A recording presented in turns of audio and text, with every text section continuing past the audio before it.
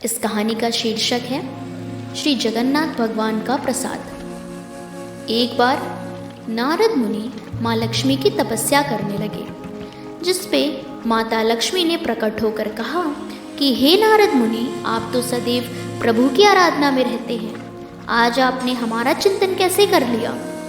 और फिर प्रसन्नता के साथ माँ ने कहा कि मैं आपकी तपस्या से संतुष्ट हूँ, अतः आपकी जो इच्छा हो वह मांगे, मैं उस वर को अवश्य दूंगी। तब नारद मुनि ने माता लक्ष्मी से कहा कि हे माते, आप मुझे प्रभु के भोजन में से थोड़ा सा भोग दे दीजिए, बस यही मेरी इच्छा है।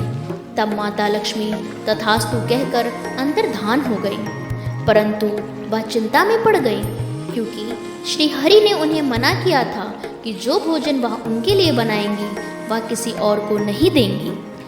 तो जब वह प्रभु को भोजन परोस रही थीं, तब उनके ललाट में इसी चिंता की रेखाएं थीं।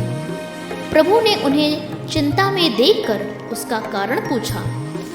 माता लक्ष्मी ने अपनी चिंता बताई, तो श्री हरि ने हंसकर उत्तर दिया कि अभी जब मैं अपना मुख दूसरी ओर करूँगा, तब आप थोड़ा सा भोजन निकालकर नारद मुनि को दे दीजिएगा।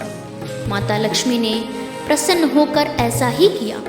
नारद मुनि वह प्रसाद खाकर एकदम प्रसन्न हो गए और प्रसन्नता के साथ नाचते गाते कैलाश पहुंच गए।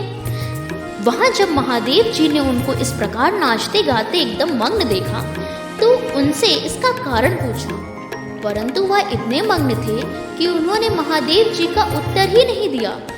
तब महादेव जी क्रुद्ध होकर उनके सामने खड़े हो गए और जोर से पूछा, आप इतना मग्न होकर क्यों कैलाश पर नाच रहे हैं। तब नारद मुनि उनको सुन पाए और उत्तर दिया, मैंने प्रभु श्री हरि का प्रसाद खाया है, तब से मैं इतना आनंदित हूँ महादेव जी कि आपको क्या बताऊं। तब महादेव जी ने कहा कि वह प्रसाद तो मैं भी चाहता हूँ, ताकि मैं भी इतना प्रसन्न हो सकूं और यहाँ आनंद ले सकूं। तब नारद मुनि ने थाली देखकर कहा कि अब तो बस चावल का एक दाना ही बचा है, बाकी तो मैं खा गया। तब महादेव जी ने वहाँ एक ही चावल खाकर प्रसन्न हो गए। वो भी प्रसन्नता के साथ, आनंद के साथ डमरू बजाकर नाचने लगे। तब डमरू का स्वर सुनकर माता पार्वती आई कि अचानक ऐसा क्या हो गया जो महादेव जी डमरू बजाने लगे। उनके पूछने पर जब उन्हें कारण पता चला, तब उन्होंने भी प्रसाद ग्रहण करने की इच्छा प्रकट की, परंतु अब तो प्रसाद समाप्त हो चुका था। तो नारद मुनि और महादेव जी ने उन्हें मना कर दिया। तब माता को क्रोध चढ़ गया और उन्होंने रौद्र रूप ले लिया। तब श्री हरि और माता लक्ष्मी समेत समस्त देवता प्रकट होकर उनके क्रोध का कारण पूछने लगे और उन्हें शांत करने का प्रयास करने लगे। तब माता ने श्री हरि से कहा कि यदि आपका प्रसाद इतना आनंद प्रदान करता है, इतना सुख प्रदान करता है और इतना अच्छा है, तो इसे हर व्यक्ति को मिलना चाहिए, चाहे वह देवी देवता मनुष्य कोई भी हो, सबको यह प्रसाद मिलना चाहिए।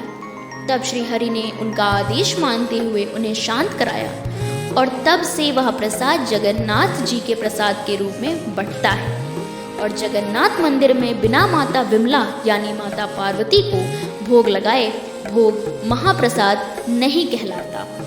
तो बोलो, जय माँ पार्वती, जय माँ विमला, जय जगन्नाथ, जय सुभद्रा, जय बलदेव, जय माता लक्ष्मी। और इसी के साथ धन्यवाद।